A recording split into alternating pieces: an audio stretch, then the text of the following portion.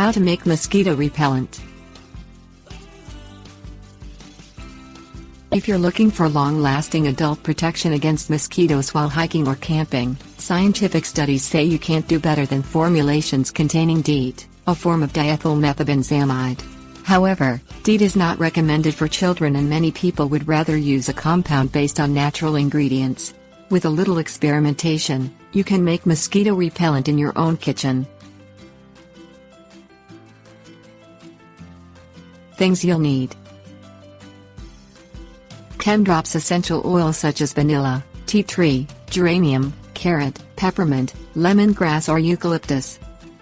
2 ounces soybean oil. In a small airtight container, mix the essential oil with the soybean oil. Try a few drops on a small area of your skin. Essential oils can be potent and allergenic. If there is no reaction after a few minutes, apply liberally in exposed areas, keeping away from nose, mouth and eyes. Keep the solution airtight and reapply after 20 minutes. Try different oils and different combinations until you find what works for you.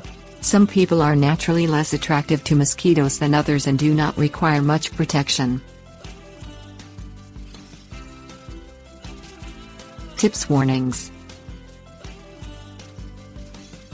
A study in the New England Journal of Medicine found that repellents based on natural oils did provide some protection.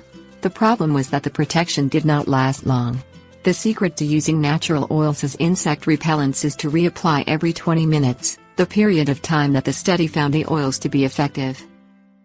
Check essential oils for warnings, especially if you are to use them on children.